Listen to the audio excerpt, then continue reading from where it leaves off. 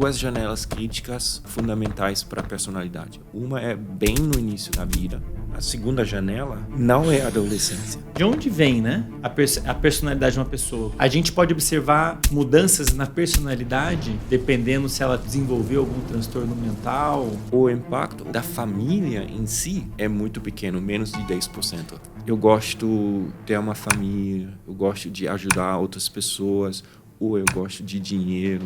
O impacto da cultura é 10, 15%. Olá pessoal, meu nome é Andrei Maier, sou professor doutor em neurociências e é com enorme prazer que lhes dou boas-vindas a mais um episódio do nosso querido podcast Culpa do Cérebro. E no episódio de hoje tive a incrível oportunidade de conversar com um verdadeiro especialista na área de psicologia da personalidade, valores e crenças, o Dr. Ronald Fisher, atualmente pesquisador aqui no Instituto D'Or de Pesquisa e Ensino, no Rio de Janeiro. Dr. Ronald é membro eleito da Royal Society of New Zealand e da Association of Psychological Science, autor de livros e artigos científicos renomadíssimos na área de psicologia social, incluindo temas como, por exemplo, cultura, personalidade, crenças, valores, e inclusive em 2013 foi reconhecido como um dos 10 pesquisadores mais citados mundialmente na área de cultura e psicologia. Na conversa de hoje falamos sobre como é formada a personalidade, os valores de uma pessoa, e aproveitei para esclarecer várias dúvidas, incluindo questões sobre a importância dos fatores tanto genéticos como ambientais na formação da personalidade de uma pessoa. O que é personalidade e como podemos avaliar a personalidade de uma pessoa. Quais são as 5 dimensões da personalidade, o famoso Big Five, que muitos de vocês já devem ter ouvido falar. De onde vem a personalidade de uma pessoa? Será que ela pode ser alterada de alguma maneira ao longo da vida da pessoa? Como acontece a construção das crenças e valores de uma pessoa? Essa e muitas outras perguntas super interessantes foram respondidas ao longo da conversa que eu tive com o Dr. Ronald. Para aqueles que quiserem ouvir, assistir algum tópico específico, como sempre, o momento específico em que a gente aborda cada tópico está listado na descrição desse vídeo, mas como sempre, recomendo que vocês assistam o episódio inteiro para vocês acompanharem o raciocínio que a gente construiu ao longo da nossa conversa. Além disso, para os que preferem assistir vídeos menores, recomendo que se inscrevam também no canal oficial de cortes do podcast, onde a gente posta uma coletânea dos melhores momentos de cada episódio. E para aqueles que querem estudar mais a fundo e entender a mente humana, assim como a ciência por trás do comportamento humano, recomendo fortemente que conheça a minha pós-graduação em neurociência do comportamento. Na descrição desse episódio você vai encontrar um link para conhecê-la melhor. E agora com vocês a minha conversa com o Dr. Ronald Fisher. Aproveitem. Professor, seja muito bem-vindo ao podcast Culpa do Cérebro. Obrigado por ter aceitado o convite. Eu estou genuinamente empolgado para essa conversa. Obrigado pelo convite primeiro. E eu estou também muito empolgado de conversar sobre essas temáticas aqui. Legal. Professor, como a gente estava conversando agora há pouco, né? Eu vou até fazer uma breve introdução aqui para quem estiver ouvindo, assistindo, para entender até de onde que eu tirei as perguntas que eu elaborei aqui. Eu acho que vai ser legal, porque a gente vê hoje um contexto, a gente vive em uma sociedade, isso é até bastante discutido nas redes, a gente vive numa sociedade, num contexto, numa cultura que parece que predispõe as pessoas a terem, talvez, comportamentos disfuncionais, eventualmente ficarem doentes. Então, hoje em dia é mais comum encontrar pessoas sendo sedentárias ou a pessoa fazendo tudo errado em relação ao sono, em relação a uma série de aspectos que podem levar a pessoa a adoecer, né? Então, dentro desse contexto, eu acho que a nossa conversa aqui vai ser muito interessante, até para ajudar as pessoas a entenderem como que o contexto à nossa volta, a cultura que a gente vive, impacta a nossa forma de pensar e o nosso comportamento. Acho que as pessoas, ainda que elas tenham ouvido isso, acho que as pessoas talvez não tenham entendido em profundidade como que o ambiente à nossa volta, como que o contexto, a cultura que a gente cresceu, de certa forma, determina o que a gente pensa, o que a gente faz. E eu acho que isso é um entendimento fundamental para a pessoa conseguir evoluir, conseguir melhorar, ajudar outros, se conscientizar mais, né? Agora, sendo honesto, vou ser honesto com o pessoal que está ouvindo, está assistindo, já falei com você, eu estou pessoalmente muito curioso com muitas das respostas. Então, sendo honesto, eu elaborei várias das perguntas aqui, porque eu mesmo quero saber as respostas assim, para o meu desenvolvimento próprio. Então, vou fazer essa ressalva aqui, né? E eu queria começar, professor, então a gente vai falar, né? A ideia é a gente conversar aqui, para o pessoal entender, falar de crenças, valores, personalidade, talvez falar da cultura, enfim, da forma como você achar melhor, né? E eu queria começar, então, com uma pergunta mais aberta, que eu acho que é do interesse de quase todo mundo, que é sobre personalidade. O que é personalidade, professor? Personalidade, a gente pode entender de várias formas, até na literatura tem várias direções de pesquisa. Geralmente penso em personalidade como uma forma de descrever predisposições das pessoas. Então, a sua forma habitual, tipo, uma forma como você se costuma agir em certas situações. E isso pode incluir tipo emoções, comportamentos de uma forma geral, a sua forma de interagir com amigos, com pessoas que você não conhece, etc, etc. Então, uma forma de descrever a forma habitual de uma pessoa se costumar em situações diferentes. Legal essa definição. Então, seria uma predisposição que a pessoa tem para responder ao mundo de uma forma específica. Isso. E aí responder entende-se ter emoções, certos pensamentos, ações, vários, sim, qualquer coisa que diferencia as pessoas, de certa forma, a gente pode pensar isso vai ser ou vai fazer parte desse conjunto de personalidade. Legal, gostei dessa definição. Então, agora a próxima pergunta natural, né? E existem classificações, eu imagino, né? Em que pé que a gente está isso? Existe uma forma de classificar as pessoas de acordo com a personalidade? Isso varia de cultura para cultura? Pois bem. Meu Deus. Já comecei jogando uma granada no convidado, pessoal. Isso aí.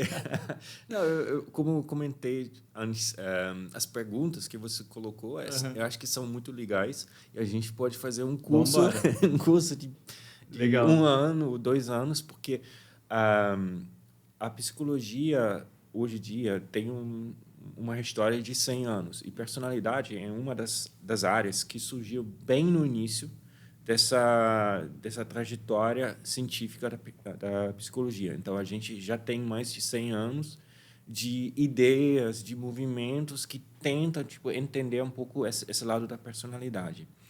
Pensando sobre as classificações, tem 2 campos principais. Uma é de tipos, então você vai classificar cada pessoa dentro de um tipo só. Isso é uma ideia que vem até dos gregos. Eles já desenvolveram algumas classificações, tipos. O Galen, por exemplo, o médico é muito famoso porque ele classificou todas as pessoas em 4 tipos. E isso teve uma influência enorme até para o Jung e alguns outros psicoanalistas do século passado. Agora já um pouco mais. E a outra forma de pensar sobre personalidade é pensar que tem dimensões. Então, você pode identificar um número pequeno de dimensões e dentro de cada dimensão, você pode alinhar as pessoas. Uma pessoa vai ser mais para um lado e uma outra pessoa vai ser mais para o lado do outro lado. Por exemplo, vamos pensar, introversão, extroversão. Certo. Uma pessoa vai ser bem mais introvertido, gosta de ficar em casa lendo um livro, outra pessoa gosta de ir para um bar, para uma festa. Então, você pode alinhar todas as pessoas nessa dimensão e tem outras dimensões que são independentes dessa dimensão. E, por exemplo, vamos pensar aqui em neuroticismo, uma outra dimensão clássica. Então, você está mais emocional ou você está mais estável, você está bem mais relaxado ou você é muito ansioso. Você tende a ser muito reativo ou menos reativo emocionalmente, talvez algo nesse sentido. E você pode, então, nessas dimensões, você pode classificar qualquer pessoa em relação a cada dimensão. Então, o modelo mais popular neste momento é um modelo de 5 dimensões, o Big Five. Big Five. E então você pode pensar, 5 dimensões vai mais 5 vezes, você tem uma forma de classificar as pessoas em relação a cada dimensão e você tem muitas possibilidades de organizar todo mundo dentro dessas 5 dimensões. Se faz sentido essa... Entendi. E você poderia falar um pouquinho das 5? Sim, sim. Que sim. eu vejo falando muito dela, acho que é legal a gente talvez esclarecer algum. Sim. Provavelmente o pessoal está com dúvida, né? Sim, em inglês tem... Porque são 5 dimensões. A verdade, tem algumas discussões na literatura se de verdade são 5, são 3, ou talvez 6, ou talvez 7. Mas 5 é o modelo mais popular neste momento.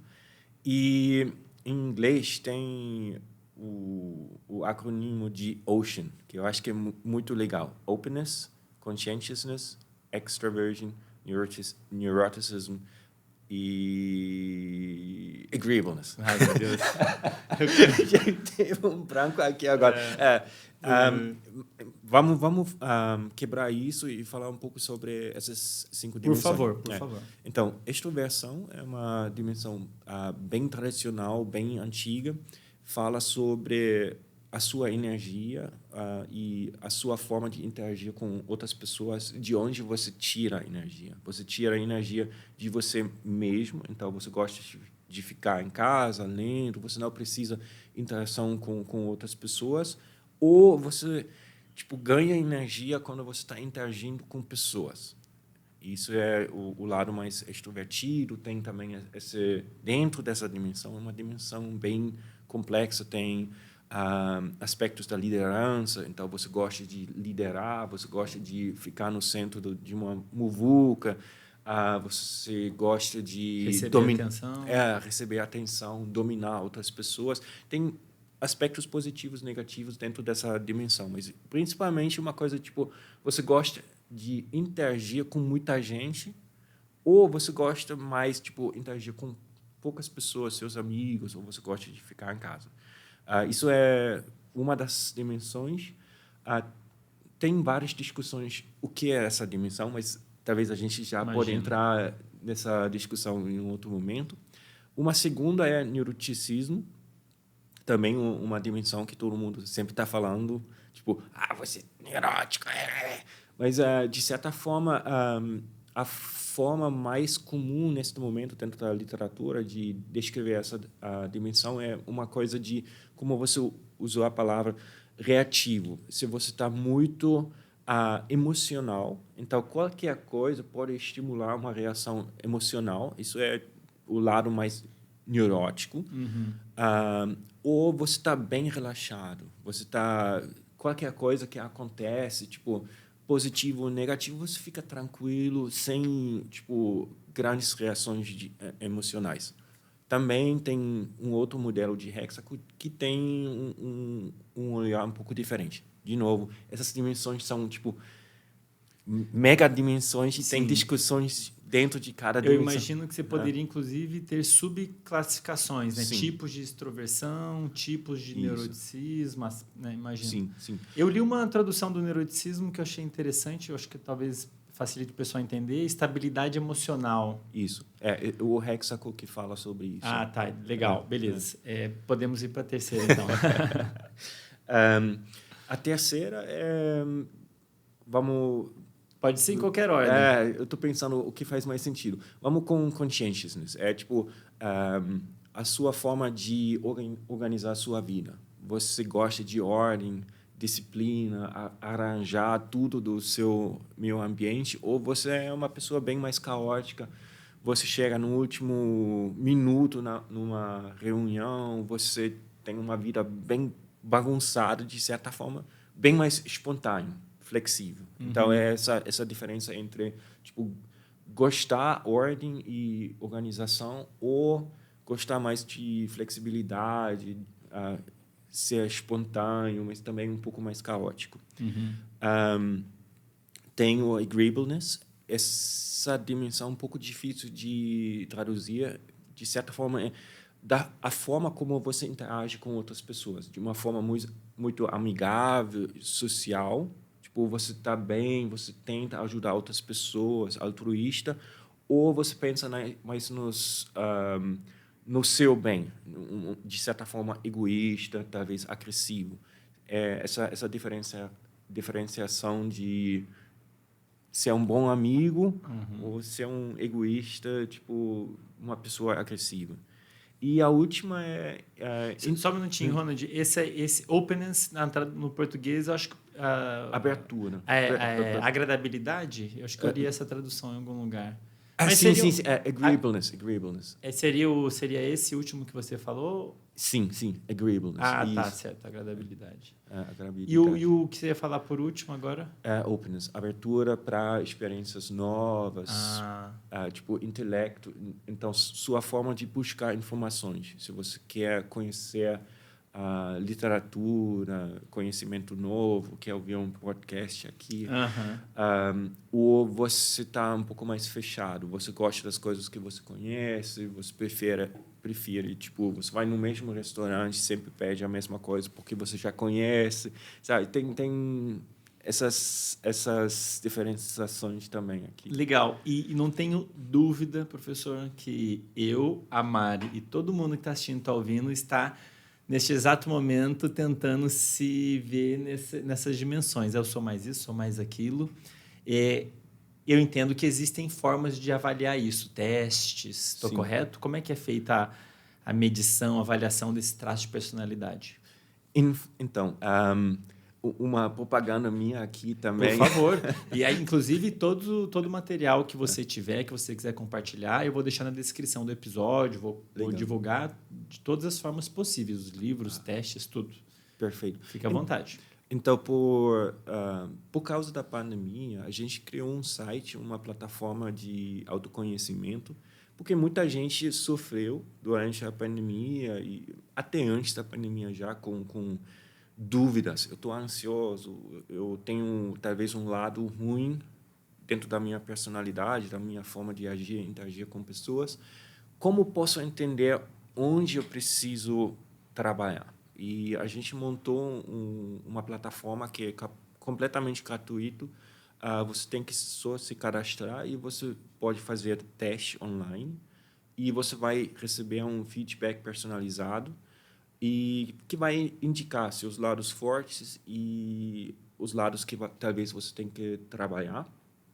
E isso já implica que é possível de medir isso. A forma mais comum de medir esses traços, essas dimensões de personalidade, são formas de autorrelato. Então, você vai pedir à pessoa responder algumas perguntas sobre o seu comportamento, o que você costuma de fazer, e geralmente é uma escala de 1, não, eu nunca estou fazendo isso, até 5 ou 7, tipo, sou eu mesmo, e a gente vai somar isso, fazer alguns ajustes e dar um feedback para a pessoa para entender como você se encaixa nessas dimensões. Então, no site você vai ver um gráfico e você vai ver algumas comparações. E isso também pode ser feito, por exemplo, por pares. O clínico, por exemplo, pode fazer uma entrevista e depois fazer essa avaliação. Isso é uma segunda forma, que é muitas vezes usado para validar até esses questionários, esses autorrelatos. Tem outras formas hoje em dia, tem outras formas de também medir esses traços. Uma é através da fala das pessoas. Então, uma pessoa pode usar esses algoritmos novos. A gente também está trabalhando com isso. E até medir que palavra o pessoal aqui nesse podcast está usando. Caramba! Então, a ideia é, tipo, de uma forma inconsistente. Tipo, sem a gente perceber, porque a gente tem opções de pegar palavras do vocabulário português, por exemplo, e usar certas palavras para descrever qualquer coisa.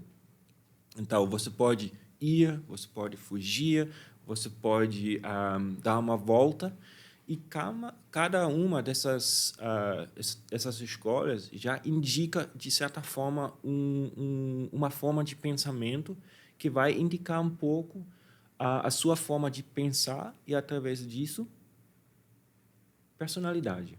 Então, é legal. possível. Nossa, a gente está falando disso, isso é um tema que eu particularmente fiquei bastante fascinado, né?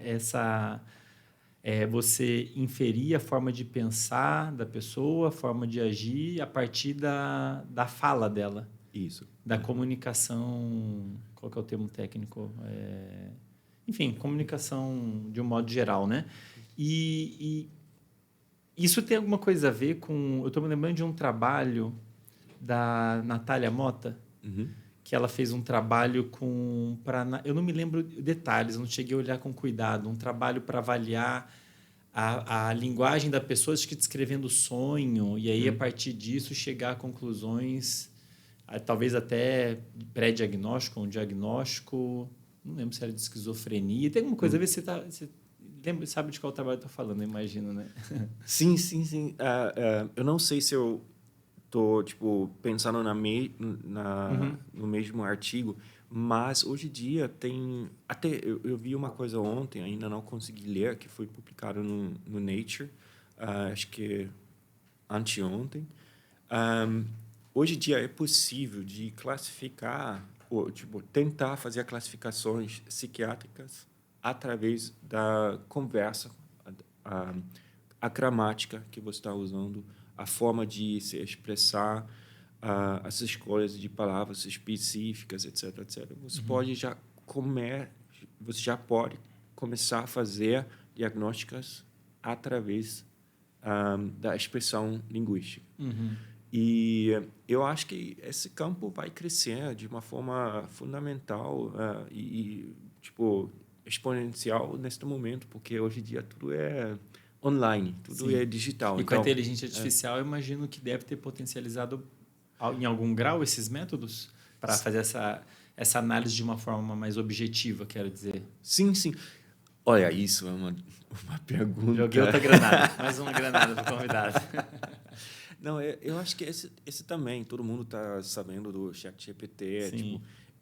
Isso é uma bomba que caiu no mundo no ano passado.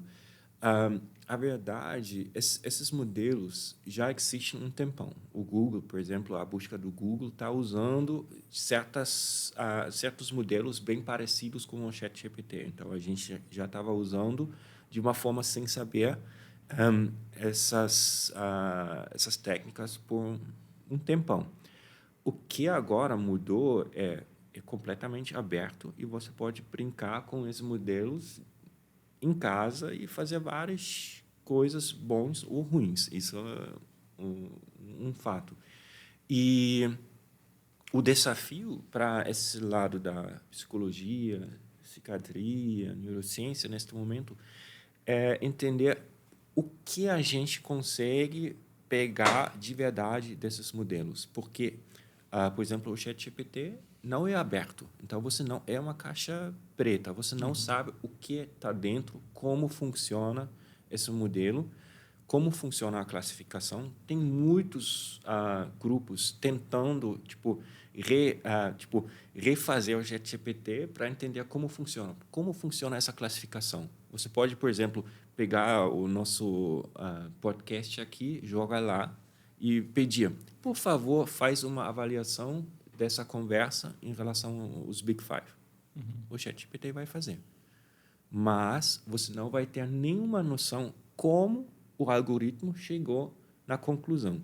Isso é o desafio que a gente está vivendo neste momento, que o algoritmo, de certa forma, já tem uma vida independente da gente.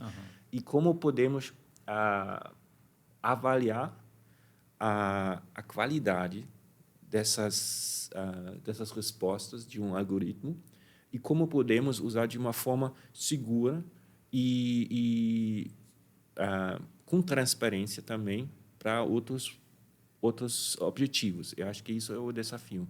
Eu trabalho com um grupo, a gente está fazendo algumas brincadeiras com o ChatGPT, a gente está fazendo listas de palavras para entender, por exemplo, o que pode uma escolha de um certo adjetivo. Geralmente, a gente usa adjetivos neste momento.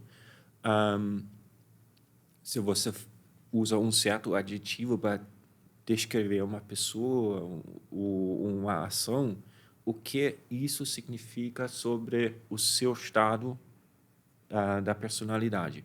Sabe, tem vários campos que estão abertos, andando de pesquisa neste momento, porque é uma coisa muito incrível. Eu acho incrível também. Eu acho incrível. É uma das coisas que eu mais queria. Estou me segurando, inclusive, para não fazer mais perguntas sobre isso, que eu estou super afim de mergulhar. Eu até anotei aqui para, se der tempo, perguntar depois.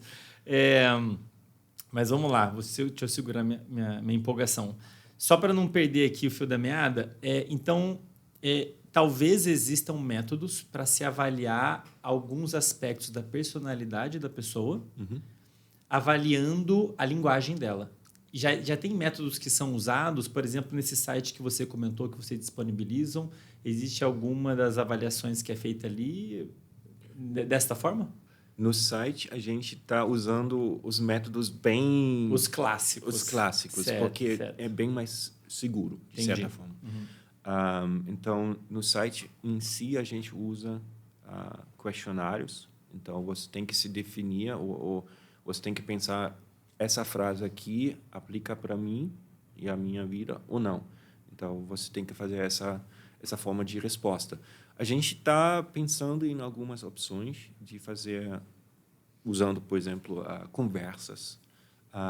Eu estou trabalhando com alguns alunos de doutorado que estão fazendo esse trabalho justamente na área clínica, como podemos usar. Por exemplo, a gente pede à pessoa, por favor, descreve brevemente como foi a sua vida. Então, você vai bater um papo de 5 minutos e, através disso, você já consegue pegar muitas informações. Por exemplo, essas pesquisas mostrando que DTH, esquizofrenia, tem alguns problemas psicocognitivos, psicossociais que você já consegue identificar de uma certa forma através de uma conversa bem curta, usando esses métodos. Então, eu acho que esse campo tem um potencial enorme. E a coisa que eu acho interessante, muitas vezes, o nosso cérebro, a gente interage e a gente tem uma noção, às vezes, mas o algoritmo ajuda a gente, definir o que está acontecendo, porque ele vai fazer uma análise objetiva, É. não tão enviesada ou não enviesada. Entendi. Porque eu ia falar exatamente isso, porque essa análise, essa avaliação de outra pessoa a partir do que ela está falando é algo que a gente já faz meio que naturalmente, né? Sim. A gente tira inúmeras conclusões de uma pessoa dependendo de uma frase que ela fala. É claro que a gente considera uma série de outros aspectos. Então, e eu entendo que numa consulta, atualmente, você vai lá num psicólogo, um psiquiatra, ele vai fazer perguntas, né? O que você faz? E, em parte, eu imagino que ele tenta fazer isso, né? Você está falando ali, me diz quando que foi sua crise de ansiedade. Eu falei assim, você fala, mas olha só, isso aqui, daí a pessoa começa a ter insights, né? E agora existe essa possibilidade no horizonte da gente sistematizar isso, criar ferramentas para fazer uma avaliação objetiva de um discurso e chegar a conclusões importantes. Eu ia até perguntar isso do TDAH, professor, por exemplo, dos transtornos mentais de um modo geral. A gente pode observar mudanças na personalidade, dependendo se ela tem desenvolveu algum transtorno mental? Olha, eu tenho... Ixi, outra granada. Não, eu acho que... Sim, uma outra granada. Isso até é uma discussão, de novo, bem interessante, bem controverso dentro da literatura, porque a gente tem esses manuais diagnósticos, o DSM-5 agora, tem um outro da OMS, etc. E eles, de certa forma, vivem independente dessas classificações que eu apresentei aqui, que a gente conversou sobre as 5 dimensões. Essas classificações do DSM-5, por exemplo, é uma coisa bem clínica. Está baseado na clínica, como você falou, essas interpretações dos médicos para tentar encaixar as pessoas dentro de um certo caixa hoje em dia que é usado para seguros. Então, tem uma indústria através dessas classificações. E tem, neste momento, um grupo grande de pesquisadores tentando basear isso mais dentro de uma forma da ciência comportamental. Certo. Então, esse modelo high-top, que agora não lembro exatamente o high-top significa, mas é o que eles fazem. Eles pegam, então, essas classificações e fazem análises estatísticas que são bem comuns dentro da área comportamental, e eles já apontaram que você consegue alinhar essas classificações do DSM-5 dentro, por exemplo, de modelos de personalidade. Então, você pode pensar, de novo, como uma dimensão. E tem um lado em que você não consegue mais, por exemplo, pensando aqui, neuroticismo. Uhum. Nos dois extremos, você pode sofrer problemas, certo? Se você está muito abalado, qual que é a informação que chega na sua vida e você já está estressado, você não consegue mais viver de uma forma tranquila. Do outro lado, se você é completamente relaxado, total, você é psicopata. Entendeu? Entendi. Então, você pode pensar nessas dimensões e, nos extremos, dos dois lados, pode ser que você vai encontrar um certo transtorno psicossomático, psicopatológico, qualquer a dimensão. Então, tem esses modelos de high-top que eu acho que bem interessante, um trabalho que surgiu nos últimos 5, 6 anos, então uma abordagem novo que surgiu com o DSM-5, e eu acho que tem bastante promessa. Saiu a revisão da literatura desses trabalhos no ano passado, mostrando que é possível fazer esse alinhamento entre esses modelos da medicina, da psiquiatria, e esses modelos da personalidade de uma forma geral. Agora, pensando se você consegue mudar seus traços de personalidade, também tem já vários trabalhos mostrando, por exemplo, se você entra na psicoterapia, você está fazendo terapia de uma forma ou outra, você vai modificar seu comportamento, e seu comportamento faz parte da sua personalidade. Por exemplo, essa dimensão do neuroticismo ou estabilidade emocional muitas vezes muda quando você está fazendo terapia. Introversão e extroversão muitas vezes muda quando você está fazendo terapia, de uma forma ou outra. Então, a personalidade, de certa forma, é flexível. Deve ser, porque é uma descrição da sua forma de interagir com o mundo. Sim. E quando você está fazendo uma intervenção na sua vida, como uma psicoterapia, você vai modificar o seu comportamento, então, sua personalidade. Sim, faz sentido, né? O cérebro é altamente plástico, né? E o comportamento humano tende a mudar ao longo da vida, só você observar a sua própria vida, né? Você vê como que seu comportamento mudou. Eu fiquei curioso, assim, se não existia alguns aspectos, imagino que sim, alguns aspectos, talvez, dessas dimensões sejam mais difíceis de mudar, talvez, por exemplo, quando a gente fala de, vamos pegar neuroticismo, estabilidade emocional, que seria mais ou menos isso, né? No extremo, você tem a pessoa super instável, qualquer coisinha, a pessoa inquieta, ela é impulsiva, ela se emociona com muita facilidade, enfim, imagino. E no outro extremo, a pessoa fria até demais, né? Em algum grau, pensando até do ponto de vista da neurociência, né? Pensando ali nos circuitos que geram as respostas emocionais, por exemplo, amígdala, enfim. Alguns desses circuitos eles são um pouquinho mais difíceis de serem alterados. Aí eu estou me perguntando aqui, alguns pelo menos alguns aspectos dessa dimensão, por exemplo. Como é que a gente faz uma pessoa, por exemplo, muito fria, que daí seria um neuroticismo, seria baixo o valor, né? Como é que a gente faz ela responder emocionalmente mais? Ela pode agir de forma diferente, né? Ela fala, bom, eu sou muito frio, isso magoa as pessoas, então vou me esforçar aqui para agir de uma forma diferente. Mas ela talvez ainda tenha uma resposta emocional relativamente baixa, né? Então, eu imagino que alguns aspectos dessas dimensões sejam mais difíceis de mudar. Ou estou enganado? Olha, isso é uma boa pergunta e Eu- eu já vou voltar bem. para casa, vou fazer uma pesquisa aqui.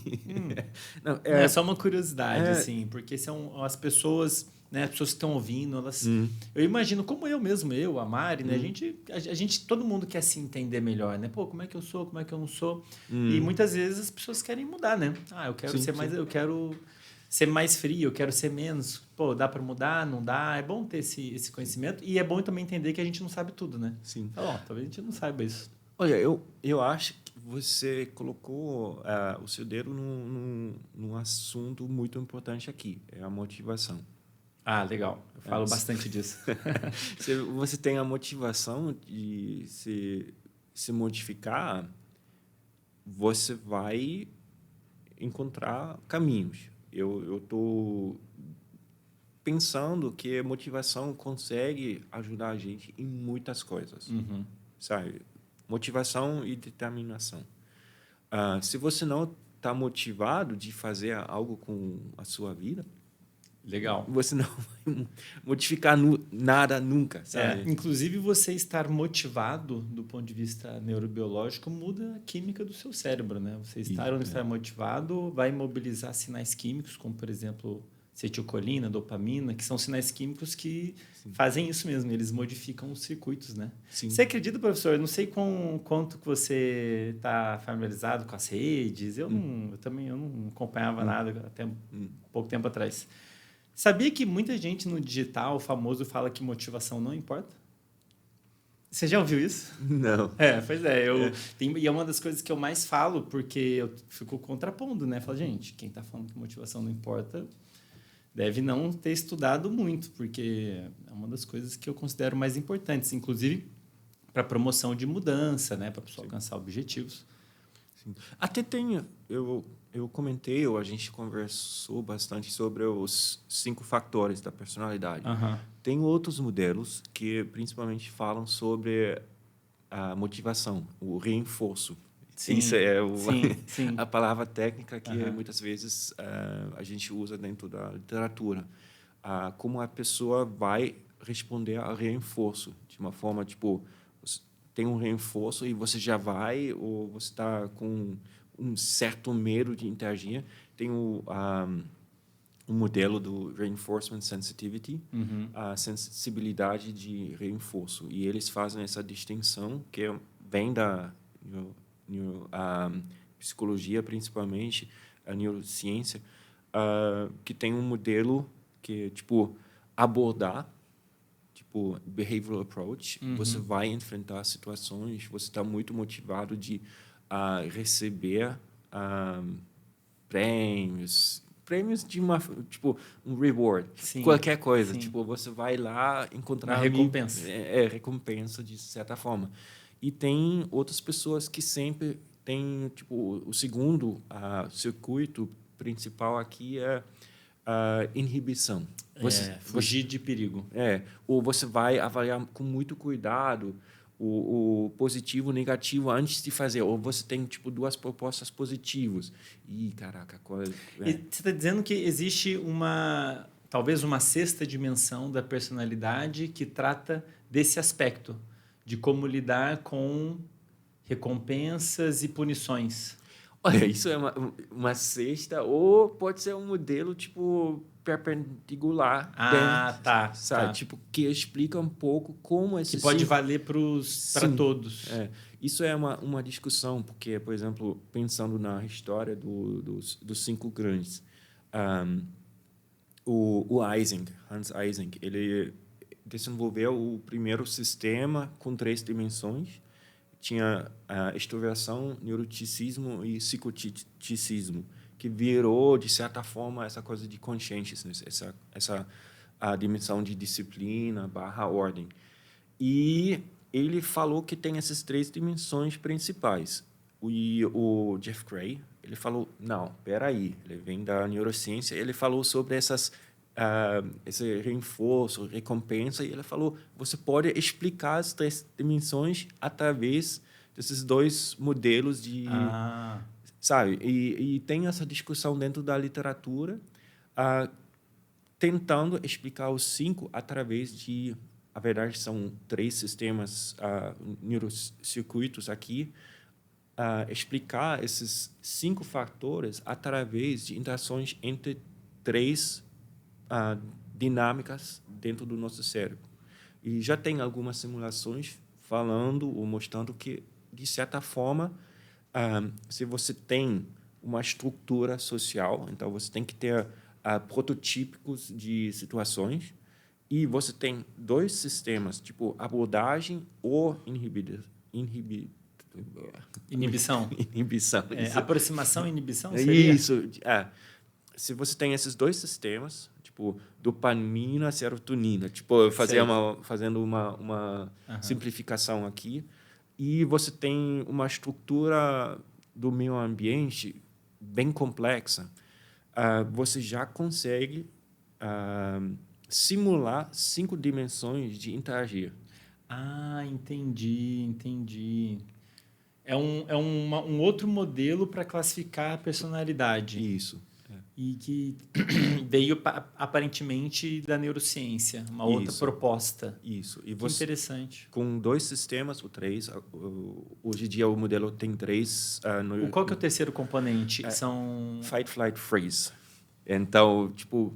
fight, flight, luta, fuga e congelamento. Isso.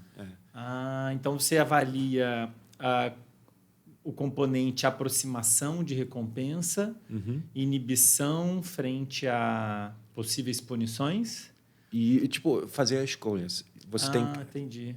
Também tem essa coisa de positivo. Você também pode ter um dilema enorme, escolher entre os 2. Se você está mais para o lado de encarar, enviado para essa aproximação, você vai. Qualquer você vai. Você não vai pensar, você vai pegar você vai. Se você está mais alto esse sistema mais forte dentro do seu cérebro da inibição, você vai pensar com muito cuidado qual das 2 escolhas você vai selecionar. E o terceiro é, tipo, principalmente quando você tem uma ameaça, você vai fazer uma decisão. O que eu vou fazer agora? Vou, tipo, lutar mesmo, ou vou fugir, ou vou congelar completamente. E isso muitas vezes pode, tipo, explicar porque algumas pessoas que são muito tímidas no dia a dia, de repente, mostram um comportamento muito agressivo, sabe? Tipo, eu acho que essa dimensão é pouco usado, mas tem muito informativa. Isso. Fiquei super curioso. Mais para frente eu vou te pedir sugestão de leitura. Tá bom. Daí a gente pode incluir isso também, porque eu fiquei super curioso. Então a gente vai ficar falando, eu não vou parar de fazer perguntas. Que para mim, eu não sei se a galera vai estar a fim de ouvir. Mas vamos lá. A gente está falando aqui de personalidade, professor, e tem mais uma pergunta que eu queria fazer sobre isso, né? Então a gente falou dos dos tipos, das dimensões, como medir, falamos da linguagem, dos clássicos, né? Que é autorrelato, que tem inclusive no site, né? Falamos de mudança de personalidade, a princípio é possível mudar essas dimensões. Agora, uma última curiosidade em relação a isso. De onde vem, né? A personalidade de uma pessoa? O componente genético e ambiental. Existe um componente genético? Meus pais são assim, eu tenho uma tendência de ser assim. Meus pais, digamos que eu fui adotado, meus pais biológicos tinham uma personalidade X, eu vou ter uma tendência a ter as dimensões parecidas com dos pais biológicos ou mais com os pais que me criaram? Sim. Olha, aqui entra de novo, é uma pergunta interessante. E tem duas formas de pensar aqui. Uma é essas 5 dimensões. Vamos pressupor essas 5 dimensões são estáveis, funcionam para sempre. Sim. As pesquisas que existem com gêmeos, até com amostras populacionais. Então, você vai pegar a família inteira e você vai diferenciar quem responde de que forma para esse questionário. Mostra que a influência genética é bem razoável. Mais ou menos 50% do nosso comportamento. Caramba, não imaginava. O valor de 50 tem discussões. 40, 45, 55. Mas pensando na situação comum, você está vivendo, por exemplo, classe média, o impacto da genética é 50%, mais ou menos, dessa faixa. Se você coloca uma pessoa dentro de um ambiente de guerra, lógico, a guerra vai ter um impacto enorme no seu comportamento, certo? Então, mas dentro do mesmo meio ambiente de uma guerra, como as pessoas se comportam, de novo, mais ou menos 50%. Então, pensando num meio ambiente que está igual, mais ou menos, ou comparável, de certa forma, para a maioria das pessoas, o impacto é 50%. E o impacto, o que a gente entende hoje em dia, da família em si, é muito pequeno. É muito pequeno, menos de 10%. É mesmo? Isso é uma bomba dentro da literatura. Se você vai olhar o impacto genético versus clima da família em si, o que você consegue como pai, como mãe, é dar seus genes para seus... Caramba, eu achei que fosse mais. Eu achei que fosse bem mais. O impacto dos criadores, acho que é o termo mais geral, né? Na personalidade, no comportamento, então parece ser relativamente pequeno. Sim, sim. O que você pode... Relativamente. Se você pensa depois sobre o que você pode fazer como pai, como mãe, para seus filhos, é proteger eles, que eles não caem da janela. Ufa, estou mais aliviado agora. Não, sabe, porque... Estou mais aliviado. Então, Bernardo, agora vai ser diferente lá em casa.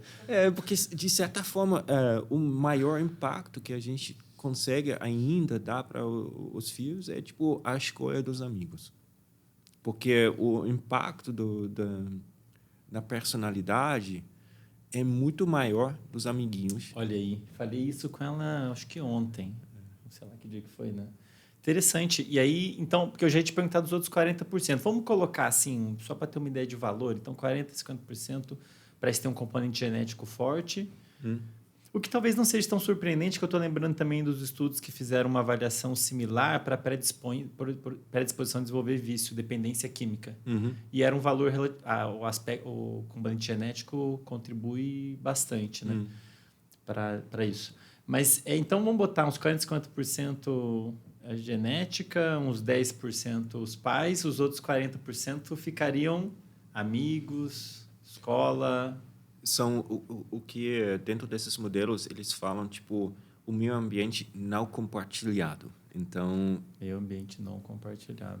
Porque você está fora da família, as experiências que cada pessoa faz com os amigos, com as coisas que acontecem de uma forma aleatória na nossa vida. Os encontros que a gente tem na rua. Esses encontros, muitas vezes, têm um impacto enorme na trajetória da nossa personalidade. E tem o aspecto cultural, que geralmente é se a gente pensa no nível de cada dimensão, é 5 a 10%. Isso também tem um impacto. Então, na média, os brasileiros estão um pouco mais para cima nessa dimensão aqui, um pouco mais para baixo na outra dimensão, mas o impacto, de novo, comparando com o impacto genético, é bem menor.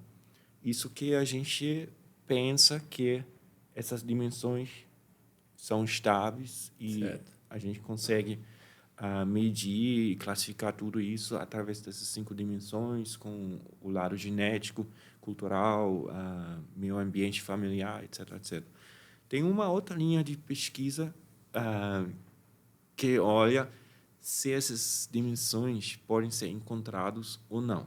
Se essas dimensões de verdade existem para cada pessoa ou não. Aqui já muda um pouco a história, porque tem um impacto, por exemplo, genético na expressão das dimensões. Por exemplo,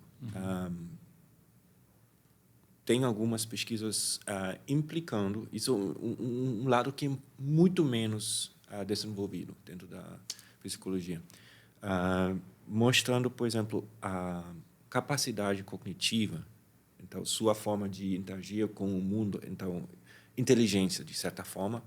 Eu não gosto muito do termo inteligência, mas também não, mas vamos lá. Todo mundo está usando. Se você tem uma, em aspas, inteligência maior, você vai mostrar uma estrutura da personalidade que se encaixa mais com os 5 fatores. Se você tem uma capacidade cognitiva menor, muitas vezes você mostra um padrão de comportamento que geralmente tem menos dimensões. E isso também tem várias pesquisas já mostrando, por exemplo, com transculturais, que o meio ambiente também tem um impacto enorme na expressão das dimensões. Das dimensões. Complicou um pouquinho a equação. Né? Essa história bonita que a gente estava contando até Nunca agora. é tão simples, né? Ou seja, o que a gente falou até agora talvez não seja bem assim. Não, mas é importante a gente deixar isso claro para as pessoas se entenderem como é que é feita, como é que é a ciência, né? A ciência evolui, a gente vai, conforme vai coletando dados, vai atualizando as teorias, os modelos, né? E isso acho que vai ser, vai ser para sempre assim, né? Interessante. E agora, pegando o gancho, professor, a gente está falando aqui do impacto do ambiente, genética, da cultura, do desenvolvimento da personalidade. Eu entendo que, quer dizer, eu não vou presumir nada, vou te perguntar, na verdade, existe um período que seja mais crítico para o desenvolvimento para o estabelecimento dessas dimensões na infância, imagino, talvez a adolescência seja uma fase importante também? Isso está definido? Tem o que eu acredito, porque, de novo, tem várias teorias que fazem propostas diferentes sobre janelas críticas na vida das pessoas. O que me convence mais, e aqui tem sempre essa coisa de pesquisador que tem... Vai ter um viés. Tem viés, certo. E o que me convence mais dos dados que a gente tem neste momento, eu acho que tem 2 janelas críticas fundamentais para a personalidade. Uma é bem no início da vida, logo depois, o primeiro ano, vamos pensar aqui. O primeiro ano mesmo. De 0 a 1. Porque isso vai calibrar, isso vai afinar, aprimorar sua interação com a vida em geral. Caramba, não imaginava, achei que fosse ser um pouquinho mais para frente. Sim, mas isso aqui no primeiro ano você vai estabelecer todas as dinâmicas do sistema cerebral para interagir com o mundo, né? A sua mãe, seus pais são presentes ou não, você consegue comer de uma forma regular ou não, o sonho está regulado, sabe? Tudo isso influencia como o cérebro vai se estruturar e vai definir essas predisposições de uma forma geral. E o segundo período, a segunda janela, que eu acho que é importante, e várias pesquisas mostram isso, não é a adolescência. Todo mundo pensa adolescência, mas o momento quando você entra no mercado do trabalho. Porque, a escolha de eu vou fazer o que na minha vida. Então, você vai estudar e você vai pegar uma carreira acadêmica ou você vai desculpa, ou você vai fazer uma outra coisa, porque aqui você vai assumir papéis sociais. Entendi. E esses papéis sociais têm expectativas, têm regras, e isso vai... Dependendo da sua escolha, você vai tentar se moldar de uma forma. Sim. Você vai estar motivado para se moldar de uma forma. Sim. E essa janela, geralmente, de 18 até 25, hoje em dia, até um pouco mais tarde... eu ia dizer, talvez depois de sair da faculdade até, né? As pessoas saem meio perdidas e começam a pensar no assunto na hora que saiu da faculdade. E aí isso... Olha só, eu não imaginava. Eu achei que você fosse falar... Na verdade, eu imaginei duas fases que você não citou. Eu imaginei infância, segunda infância, nem sei quantas tipos de infância que estão classificando hoje em dia, mas ali 2, 3, 4, 7 e adolescência. Agora que você colocou isso, faz sentido até à luz do que a gente acabou de falar, porque uma vez que a pessoa, não foi alguém que falou para ela fazer isso, porque a gente tem muito isso, tem que fazer faculdade, tem que fazer... Mas a partir do momento que ela se propõe a seguir uma trajetória, eu quero ser bodybuilder, eu quero ser professor, que foi o meu caso. Eu sei que eu quero seguir carreira acadêmica desde meus 20. Acho que eu já me propus a seguir uma trajetória na nossa sociedade, né? Mais ou menos eu tinha uns 19, acho que 20. E é interessante porque daí uma vez que a pessoa se propõe, eu acho que isso coloca ela num estado até fisiológico, como a gente falou, de mudanças químicas no cérebro, claro que dia após dia, né? Que talvez torne o cérebro até plástico para moldar. Realmente, acho que de certa forma, a gente pode ver assim, né? A pessoa meio que se molda para encaixar ali onde ela está se propondo, né? Seria mais ou menos isso? Sim, sim. Essa ideia? Sim. Tem várias pesquisas agora mostrando que essa interação entre a motivação e esses papéis, essas molduras sociais é fundamental. Então, você faz uma escolha, talvez você nem sabe o que vai ser a expectativa. Sim. Mas agora você está dentro desse trajetório e geralmente você vai conformar e você vai desenvolver os seus traços da personalidade através dessas expectativas de outras pessoas, porque agora você tem essa carga, agora você tem esse papel, agora você tem essa responsabilidade, propósito, qualquer coisa. Que interessante, caramba. Vai dar o que pensar isso aqui. Eu vou provavelmente lembrar de 1 milhão de perguntas que eu queria fazer agora. Eu não vou ter elaborado agora, mas vamos lá, vou deixar isso absorver aqui. Vamos continuar nossa conversa aqui, professor, porque eu não queria deixar de falar, para não ficar até muito longo o episódio, mas não queria deixar de falar sobre crenças e valores, que eu acho que até dá para a gente fazer um gancho legal aqui, porque a gente está falando do impacto do contexto que a gente vive, da sociedade, talvez do nicho que você escolheu na sociedade, o impacto que isso vai ter em moldar a sua personalidade. E eu entendo que, junto com esse processo, a gente tem também a consolidação de crenças, né? A pessoa constrói crenças desde não sei de que idade que isso vai sendo construído. E eu acho importante a gente falar isso, como a gente está falando, porque é uma temática muito debatida, que bom, e muitas pessoas, não sei se a gente pode colocar dessa forma, mas elas sentem que precisam mudar as próprias crenças, porque as crenças que elas têm estão fazendo elas se sentirem de uma forma que elas não querem sentir, algumas pessoas chamam até de crenças limitantes, né? Que faz a pessoa acreditar que ela não consegue, faz ela acreditar que não é capaz. Então, eventualmente, até interessante a pessoa tentar mudar as crenças. Mas antes de a gente mergulhar nisso, fala para a gente o que é uma crença. Mais uma granada para você, professor. Crenças é um tema bem abrangente, bem diverso. Eu trabalho bastante com valores, que é uma crença um pouco mais específica. Valores, como a gente está trabalhando na minha área de pesquisa, é uma crença sobre as coisas que são importantes para a pessoa na vida. Então, são, de certa forma, crenças motivacionais. Não, que legal. Mas tem outros tipos de crenças. a gente está desenvolvendo algumas linhas de pesquisa junto com a nossa equipe, mas o que geralmente eu trabalho mais são valores, como essas crenças motivacionais. O que você quer alcançar na sua vida? O que é importante na sua vida? O que você quer fazer amanhã, daqui? Que tem valor para você, né? É isso. É. E a gente trabalha muito com isso porque eu acho que é uma forma fundamental para entender as diferenças entre as pessoas também. Porque a motivação, eu acho que é uma coisa fundamental. Isso tem a ver com o que você estava falando daquele outro modelo para classificar as personalidades, Isso, né? Porque quando a gente fala de valores, envolve a pessoa, o que é valioso para a pessoa, que provavelmente vai direcionar ela. O que é recompensador para as pessoas varia muito, né? Para algumas pessoas, tocar um instrumento musical é muito valioso. Para outras, não tem tanto valor. E isso é uma coisa que se construiu ao longo da vida de alguma forma, né? De onde que vieram os nossos valores, o seu, o meu? O que a gente pode dizer sobre isso?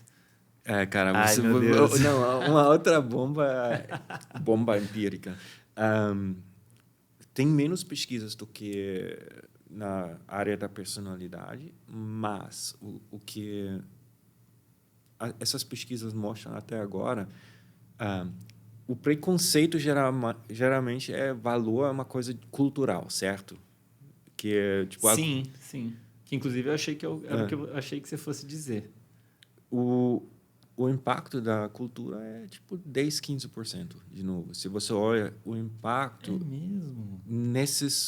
nessas crenças motivacionais, os valores de uma forma geral.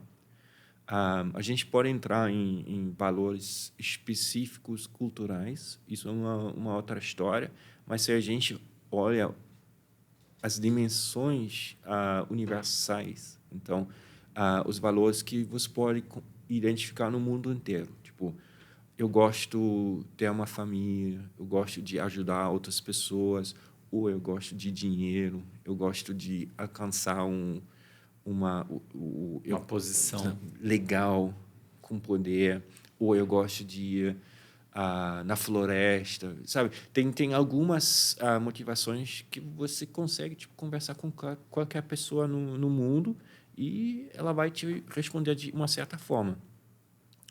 O impacto da cultura aqui é 10, 15%, o que a gente está vendo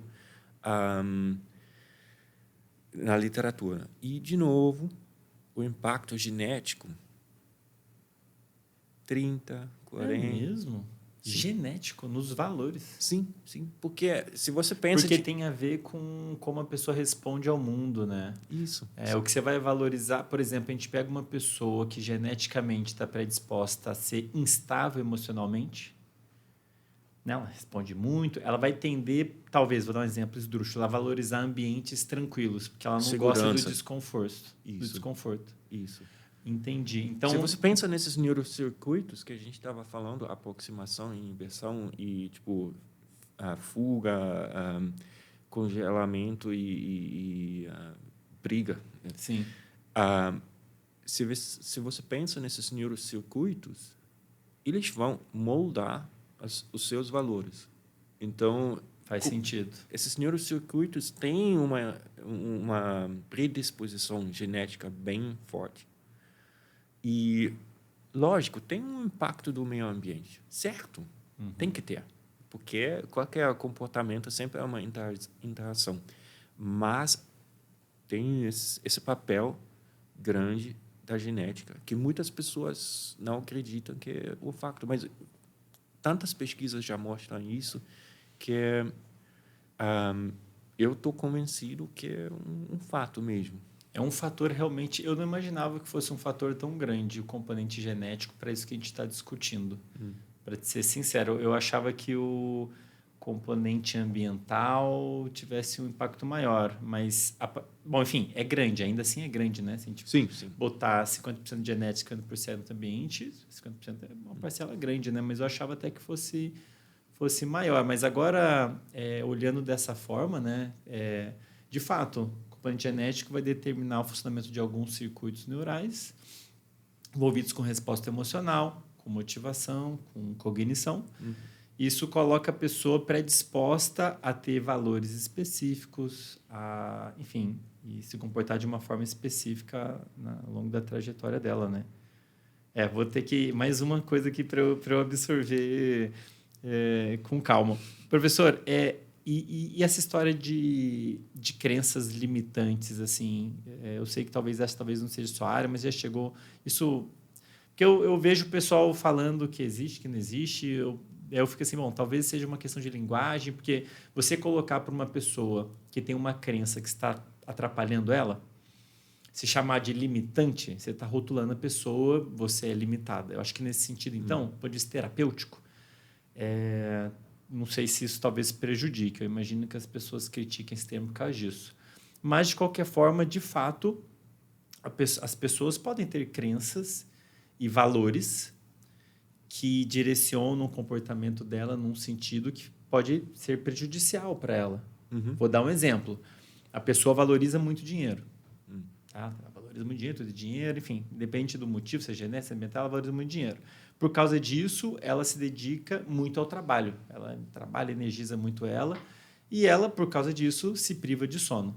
Eu estou descrevendo aqui um quadro super comum em vários setores, né? Ou às vezes nem é o dinheiro, às vezes é a realização do trabalho, publicar um artigo ou responder uma pergunta, né? Então, às vezes, os valores das pessoas, por exemplo, podem direcionar ela num sentido que não é saudável, né? Estou correto nessa colocação? De fato, a gente pode ter crenças e valores que estão nos empurrando para um lado ruim, do ponto de vista de saúde. Sim. Eu acho uma abordagem terapêutica que eu acho que é bem interessante é o ACT, Acceptance and Commitment Therapy, terapia de aceitação e comprometimento.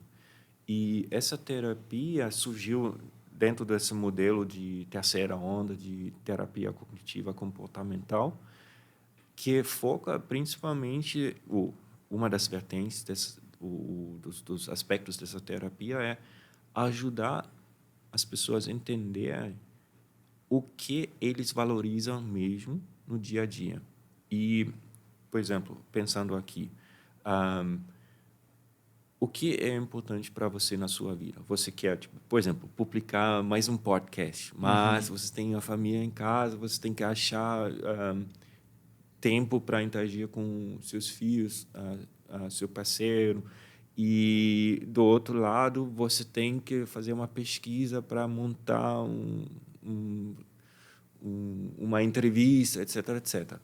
Como você pode entender o que é mais importante para você para achar um equilíbrio e também identificar quais obstáculos que você tem na sua vida para, por exemplo, caminhar na melhor forma na direção dos seus valores, sabe? Essa terapia funciona muito nesse sentido de entender os seus valores de uma forma melhor, pensar quais obstáculos você enfrenta na sua vida dia a dia, como você consegue reestruturar essas situações ou aceitar que você não consegue. Às vezes, isso é o primeiro passo também. Interessante. Aceitar que você não consegue modificar nada. Então, agora, o que você pode fazer, sabe? Muitas vezes a gente quer, eu preciso mudar, eu preciso fazer algo, sabe? Muitas vezes você não tem... por exemplo, você mora dentro de uma comunidade. Você consegue modificar o contexto da uma comunidade? Não. É quase impossível, sabe? E, às vezes, essa aceitação que você tem coisas na sua vida que são fora do seu controle é um primeiro passo. E depois abrem outros caminhos. Mas você já entendeu que tem uma coisa que você não consegue controlar. Tem muita uma influência de budismo dentro dessa terapia, que eu acho que interessante, porque é uma influência cultural de fora. Interessante mesmo. E eu acho isso é uma forma bem produtiva de identificar o que é importante para você, pensar o que você controla na sua vida. Tem muitas coisas que são fora do nosso controle. você pode realinhar. Tipo, aqui entra também um pouco esse lado da terapia cognitiva comportamental. Você vai reavaliar algumas formas de olhar o seu mundo, repensar suas reações cognitivas, emocionais no dia a dia. Eu acho que tem muito potencial dentro desse contexto que pode ajudar todo mundo, de certa forma. Legal. É como eu sempre falo, tento descrever, apesar de eu não ser psicólogo, mas o meu entendimento dessas abordagens, TCC e agora a ACT, eu já tinha ouvido falar dela, achei bem interessante, inclusive. No final das contas, ambas, o processo terapêutico em si é um processo de aprendizado, né? A pessoa aprende sobre ela mesma. Eu sou assim, eu reajo assim, porque muitas vezes a pessoa toma decisões, não sabe nem por que tomou decisões, e certamente as decisões que a pessoa vai tomar tem a ver com os valores dela, né? Então, você decidiu fazer aquilo ou não fazer aquilo, isso tem a ver com valores que você talvez não tenha se dado conta. E, de fato, às vezes a gente está num cenário em que a gente talvez quer fazer A, B e C, só que não tem como, é impossível. Por exemplo, eu quero trabalhar de madrugada e dormir bem. Não tem como. Não tem como, se o sono não acontecer de noite, você sei que a qualidade dele não vai ser boa. E aí cabe a pessoa passar por esse processo de, como você falou, reconhecer, né? E aceitar, né? Fala, bom, tem muita coisa que eu não consigo mudar aqui no ambiente à minha volta e assim, e aí eu coloco isso para as pessoas, né? É bom elas terem em mente que sempre vai ser um processo de aprendizado, né? A pessoa fazer como se fosse uma aula particular sobre ela mesma. Professor, a gente estava falando acabei de tocar nesse tópico, um último tópico que eu queria falar aqui desse tema, em relação à tomada de decisão, né? O cérebro está tomando decisões a todo momento. Muitos deles são inconscientes. A forma como mexo o meu braço, meu cérebro decidiu como mexer da melhor maneira aqui, computou o movimento e tudo mais. Mas isso vale para tomada de decisões de um modo geral, né? De você vir aqui no podcast, eu vir aqui no podcast, enfim, as decisões. Eu entendo que os valores estão por trás de muitas dessas decisões, né? Vamos dizer todas, talvez, assim, se a gente for traçar o porquê, né? Por que você mexeu o braço? Porque eu estava desconfortável. Por que você estava desconfortável? Porque eu estava na cadeira. Por que você está na cadeira? Porque eu estou no podcast. Por que você está no podcast? Porque eu quis vir no podcast por causa disso. De certa forma, os valores... Estou correto nessa análise? Os valores que as pessoas têm estão direcionando praticamente tudo que elas estão fazendo, né? Sim. Eu acho que aqui... sim. Se você olhar a literatura, principalmente... dentro da área da psicologia social, o trabalho do Shalom Schwartz, trabalhei bastante com ele, eles vão falar que praticamente todas as nossas escolhas cientes, então eu estou fazendo uma escolha, tem algo a ver com o nosso sistema de valores. Um desafio aqui, muitas vezes, você vai perguntar a uma pessoa, dentro de uma entrevista, um autorrelato, questionário, e também você vai perguntar sobre essas decisões. Então, é muito difícil, é uma correlação. Então, você não sabe o que chegou primeiro. Isso é um desafio dentro dessa área da pesquisa. E eu gosto uma reinterpretação dessas associações através do sistema do Kahneman, sistema 1, sistema 2, Sim. usando uma ideia do Hugo Mercier e Dan Sperber. São, cientistas cognitivas e evolucionistas. Então, eles pensam muito sobre como o nosso cérebro desenvolveu ao longo da nossa história humana. E eles têm esse modelo, de certa forma, é um modelo falando que muitas vezes é sistema 1, então esses neurocircuitos fazem a decisão e o nosso sistema de valores é um sistema 2. Depois a gente explica a decisão do 1. Isso. Então, o que a gente está estudando, dentro da psicologia, é geralmente o sistema 2, os modelos do Schwartz, dos valores, e a ideia do Mercier e do Sperber é a gente tenta, no contexto evolucionista, Você tem que convencer a você mesmo, você é sano. Da sua decisão. E você tem que convencer outros que você é um bom parceiro. Então, você vai explicar suas decisões que chegaram de uma forma intuitiva, sistema 1, através agora de um sistema 2, que é, uma interação social. Então, todo mundo tem esse sistema de valores, de crenças, que tem algo a ver com toda a nossa vida, o nosso meio ambiente, nossa cultura, e a gente vai justificar essas decisões. Então, tem um vínculo. Sistema 1 certamente vai influenciar o seu sistema de valores. Mas como você vai explicar depois o porquê você fez aquilo, agora é uma justificação depois de ter uma ação, sabe? Entendi. Então, Faz sentido? Sim, tem um sistema, não vou entrar em detalhes aqui, quem é aluno, que eu tenho uma formação e agora acabei de lançar uma pós, né? E eu tenho aulas lá, tem uma aula sobre tomar de decisão que eu explico os sistemas, ali mostra até onde que eles estão. Então, a gente tem um conjunto de sistemas que funcionam de uma forma mais automática e a gente não tem controle voluntário e eles vão operar ali atribuindo valor ao mundo, aos possíveis comportamentos que a gente pode ter. E, em um segundo momento, pode, talvez não, entrar esses sistemas que estariam até mais envolvidos com a nossa consciência, né? Você ficar consciente do que você está fazendo, do que o outro está fazendo, e aí ele pode explicitamente, talvez, explicar o que a operação do ali. Agora, eu só queria confirmar uma coisa que a gente falou aqui, Ronald. Esse sistema de valores, então, ele é relativamente pouco influenciado pela cultura, relativamente. Sim e não.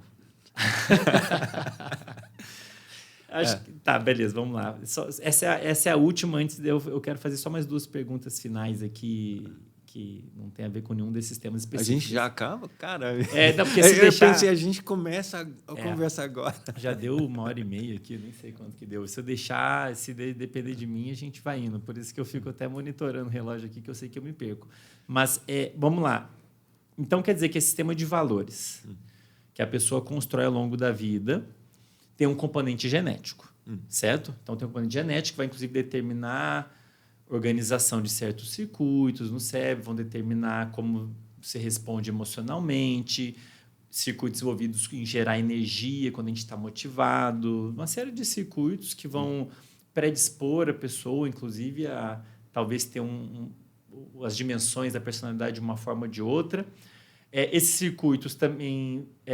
esse componente genético também tende a direcionar os valores, né? Então, depende de como a pessoa... Lembrando o exemplo que eu dei, se ela é mais instável emocionalmente, ela tende a valorizar ambientes seguros. Então, tem um componente genético que vai influenciar o sistema de valores da pessoa. E aí, agora o restante da equação, né? Então, esse sistema de valores ele vai ser influenciado também pelas pessoas com quem eu convivi e convivo. Se todos os meus amigos estão falando que ter um carro de luxo é muito legal, eu tendo a ser influenciado em algum grau, imagino, né? Em algum grau. Dando um exemplo aqui esdrúxulo, né? Então, o nosso ambiente social, por exemplo, a cultura na qual a gente vive, ocidental, oriental, eu imagino que tende a influenciar esses sistemas. Correto? Sim. Eu vou pular já, na minha conclusão de hoje, Tá. Porque, sabe, o pensamento científico sempre envolve. Sim, claro. Então, o que eu acredito é um bom modelo para entender todas essas questões. Tem esses neurocircuitos que são comuns. Todo mundo tem os mesmos neurocircuitos. Agora, você vive em ambientes, culturas diferentes.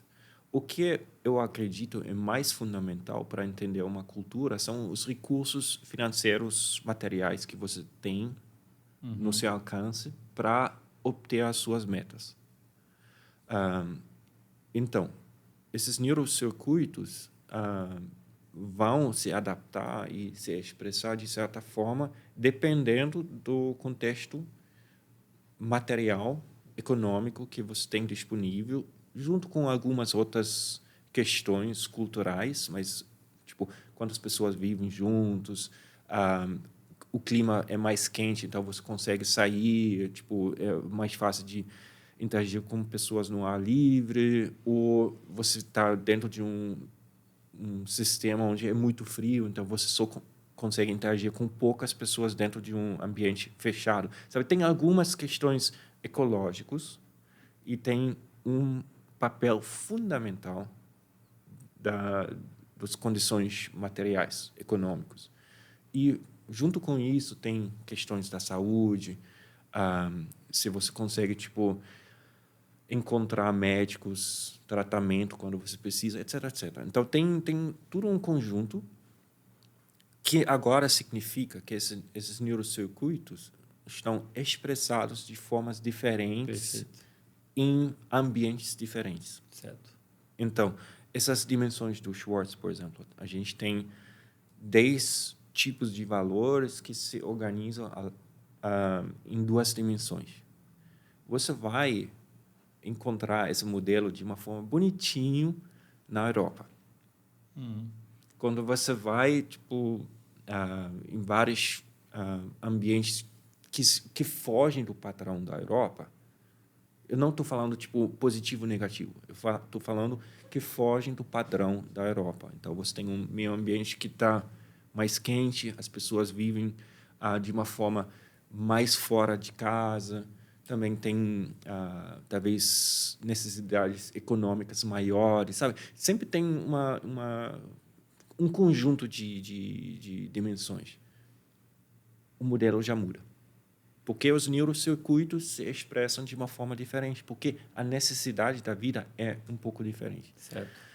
Eu sempre quero fugir dessa coisa, tipo, esse modelo é, tipo, o padrão.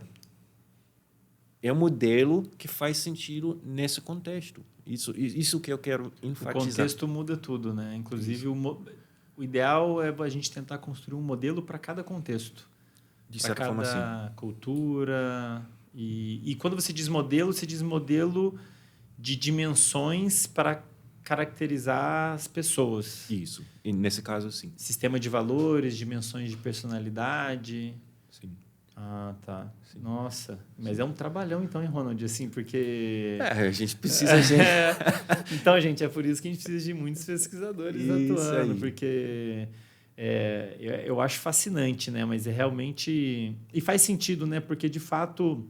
Eu estou trazendo essa discussão da genética e ambiente porque é uma discussão que vem, que as pessoas devem estar se perguntando, assim, mas já faz um bom tempo que eu acho que a comunidade científica entendeu que um influencia o outro. A expressão dos nossos genes é influenciada pelo ambiente. Sim. E que, por sua vez, o que eles estão expressando vão influenciar a nossa interação com o ambiente, e que muda o tempo todo. Então, a gente aqui está num ambiente específico, a gente vai sair daqui, já mudou, e se a gente for para outro país, cultura muda, muita coisa muda, e a gente tem que se adaptar, né? O ser humano, os animais, de um modo geral, eles são... Talvez uma das capacidades mais importantes dos animais é a capacidade de se adaptar comportamentalmente, inclusive. Eu acho que, inclusive, nós, seres humanos, a gente acabou ficando bem aqui no planeta Terra, se mantendo até agora, por conta dessa capacidade de a gente mudar, né, o comportamento frente às necessidades, né?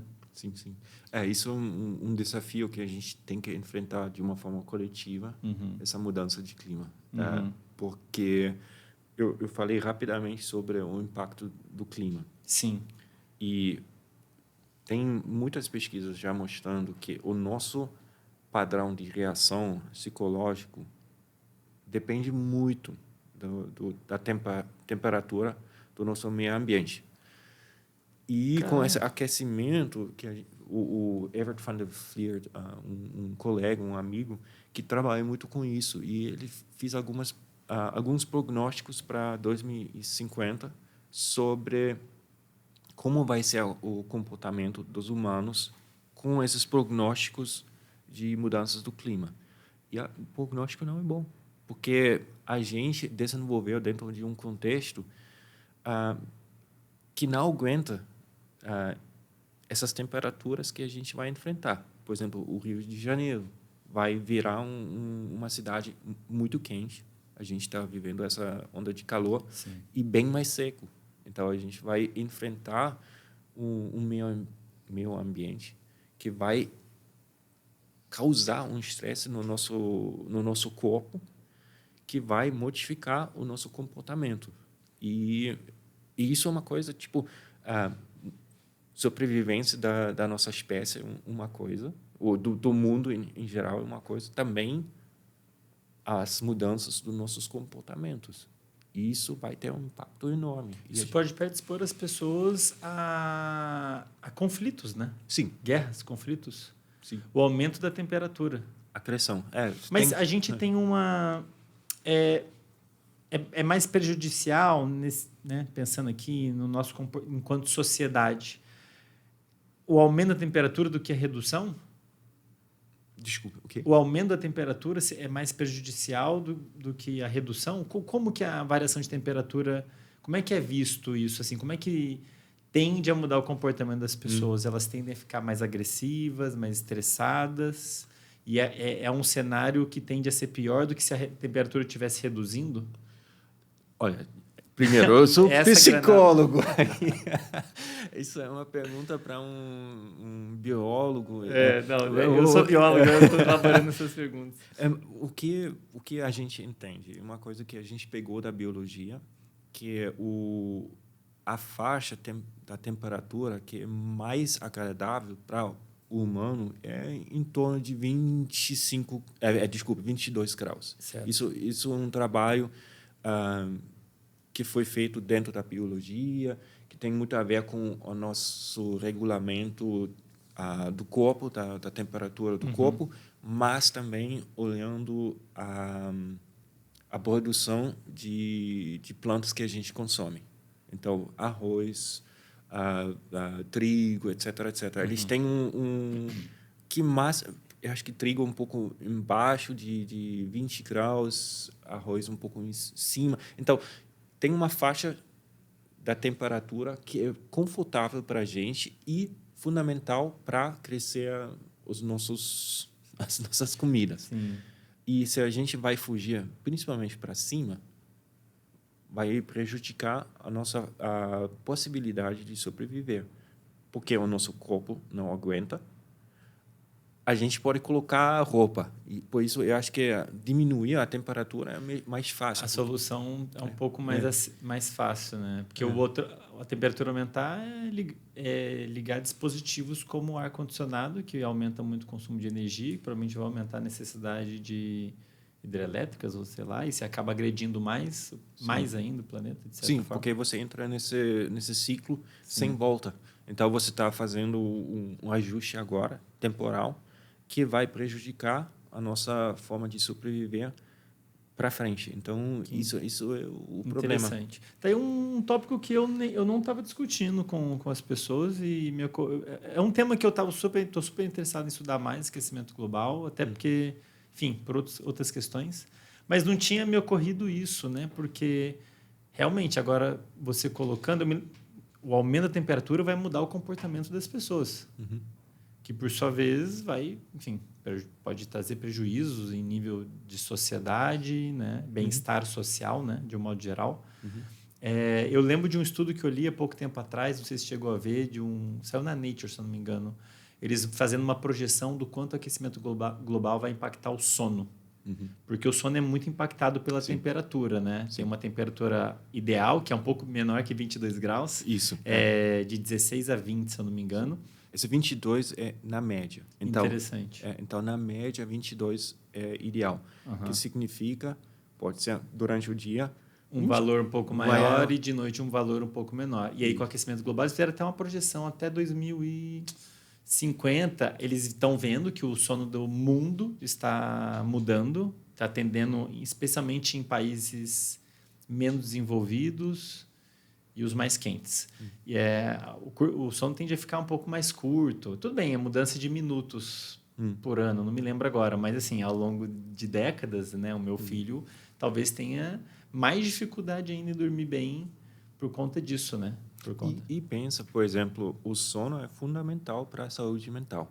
Se você pensa 5 minutos, é é nada, Uhum. certo? É Uhum. nada.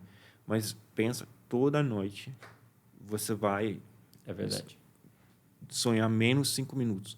Tem muita gente, por exemplo, se você acorda uma pessoa, tipo, 10 minutos antes, Uhum. ela já fica estressada o dia inteiro. Agora, imagina esse efeito acumulando todos os dias, meses, anos. Isso vai afetar a nossa forma de interagir. Você vai ficar muito mais estressado, você vai brigar mais. Sabe, tem Uma coisa um... leva a outra, né? É, Sem falar que para a gente aprender a lidar com o estresse, e o estresse em si tem uma relação muito próxima com o sono. O sono é super importante para a pessoa acordar e conseguir responder bem a estresse de um modo geral, né? Sim. Eu ia fazer um comentário aqui, me esqueci. Você comentou dos 5 minutos? Ah, sim, porque além da duração, a estrutura do sono, a arquitetura do sono muda, né? Ela tende a ficar mais superficial. Então, a pessoa pode até...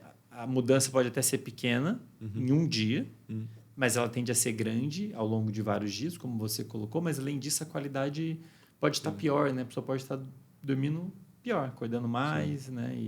Enfim, e aí uma coisa leva a outra. Caramba, isso aqui, obviamente, pessoal, nem fazia parte do roteiro, né? Eu nem imaginava falar de aquecimento global aqui com você. Que legal. Professor, eu queria, senão a gente vai se estender muito aqui, tá? Eu queria só fazer mais 2 perguntas, e eu sei que o pessoal deve estar morrendo de curiosidade, eu mesmo fiz várias anotações que eu vou te pedir algumas informações depois disso aqui. Mas eu queria te fazer uma penúltima pergunta. Para quem quiser ler um pouquinho mais desse assunto, eu, inclusive, tem algum livro que você sugere? E aí eu vou deixar aberto aqui tanto para você, se você tiver em mente um livro acadêmico ou um livro para leigo, né? Um livro desses assuntos, personalidade, crença, valores, o que você achar desses tópicos que a gente discutiu. Tem algum livro que tiver em mente, assim? Olha, aqui é uma propaganda minha. Não, por favor, eu quero isso mesmo. Eu escrevi um livro um pouco sobre esses assuntos da interação entre os neurocircuitos e meio ambiente em relação à personalidade e valores. Saiu em 2000, agora já um livro velho, 2017, saiu no Cambridge University Press. E quem quiser, eu posso mandar um link. Resume o que eu estava pensando, ainda estou pensando mais ou menos as coisas que eu escrevi lá. A gente estava falando um pouco sobre isso.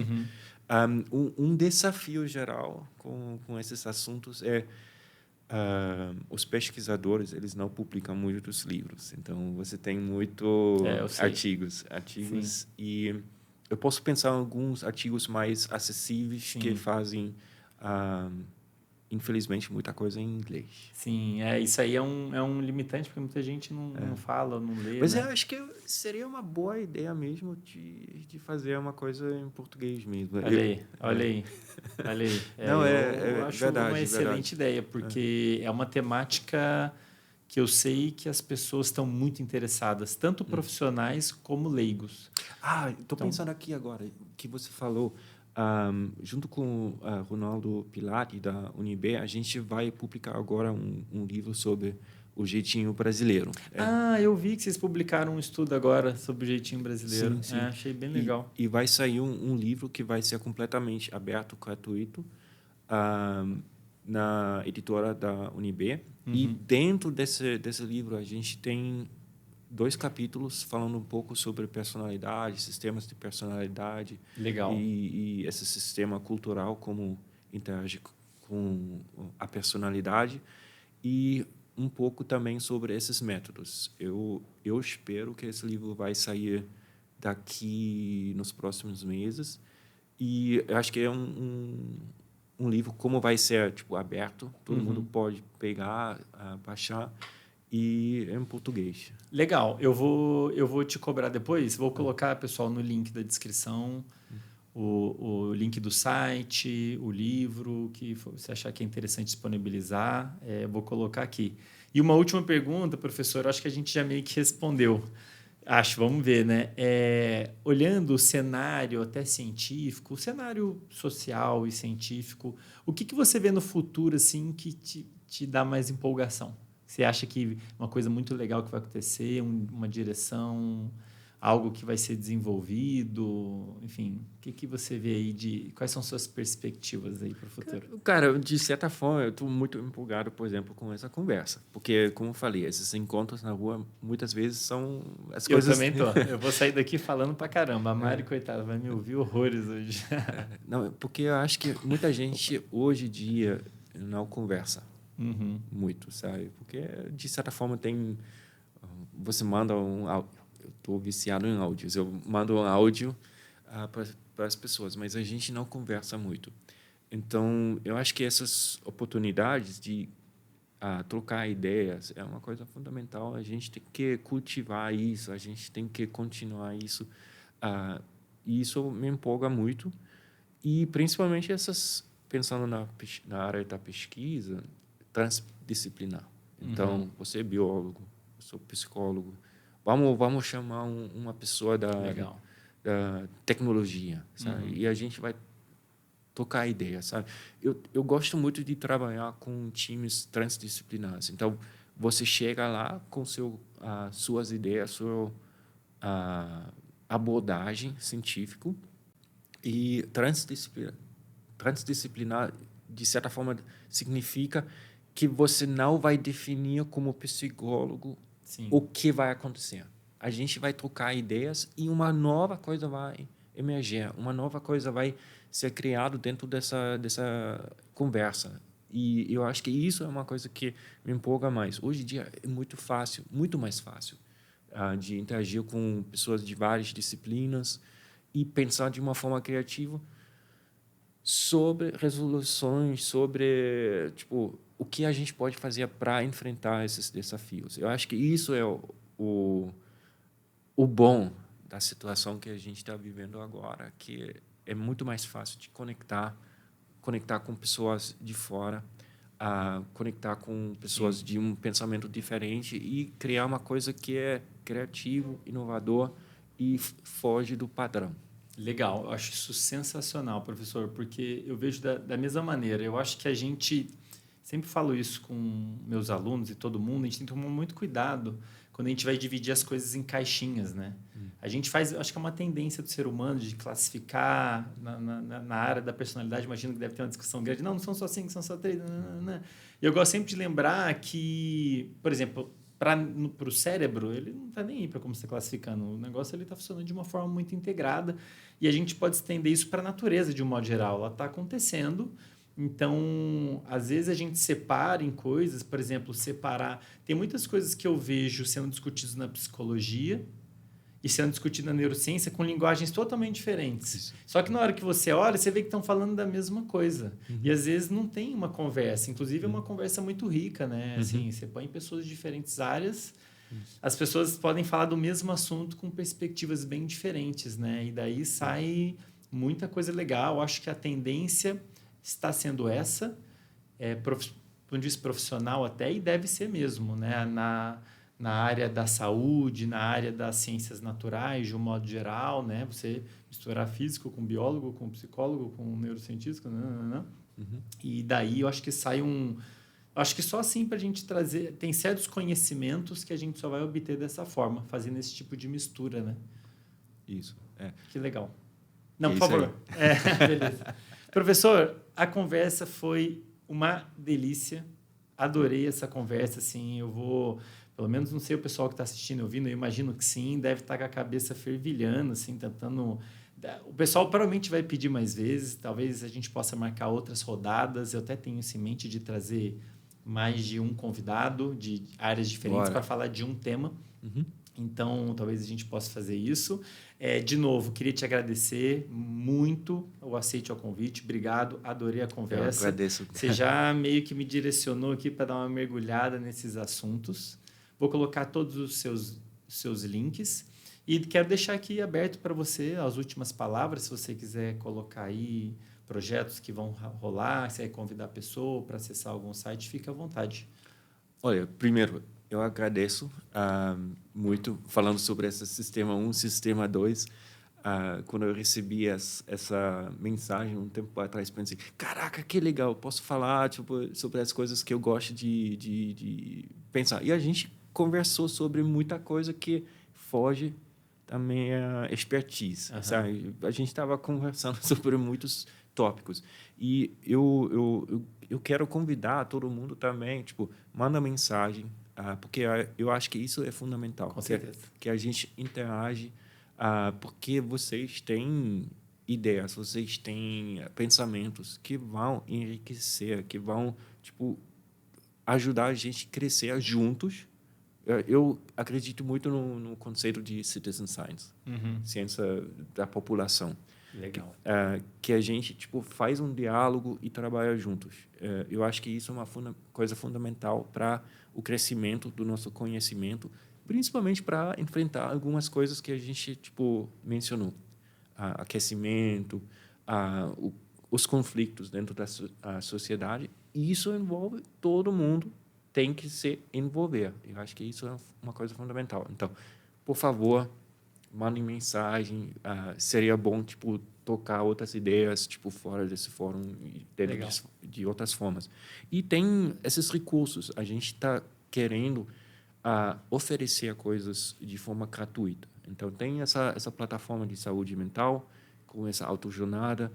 Ali tem alguns vídeos explicando, por exemplo, algumas terapias, algumas práticas que vocês podem adoptar em casa para trabalhar esses aspectos de autoconhecimento, valores, personalidade.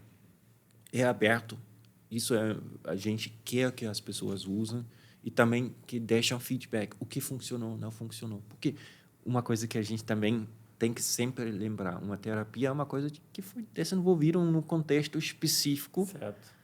E a gente não sabe como as pessoas estão interagindo com essas coisas. Então, de novo, um convite para um diálogo, para uma conversa. Usem esses recursos, deixem recados para a gente também melhorar o nosso trabalho e trabalhar juntos também. Perfeito. Não tinha como fechar melhor o episódio. Dos meios de comunicação, qual que é o melhor para falar com você, professor? E-mail, pelo site? Pode ser pelo site, pode ser e-mail. Tá. Também ainda estou usando Twitter. Que não é mais Twitter, acho que já está quase mudando o nome. Instagram. Tem, hoje em dia... Qualquer um desses meios, de alguma forma, vai te alcançar. Isso. Beleza. Professor, mais uma vez, muito obrigado pela presença e o pessoal que acompanhou, assistiu, ouviu até aqui. Muito obrigado pela atenção. Espero que tenham gostado tanto quanto eu. No mais, como sempre, pessoal, foi um prazer incomensurável e a gente se vê no próximo episódio. Até lá!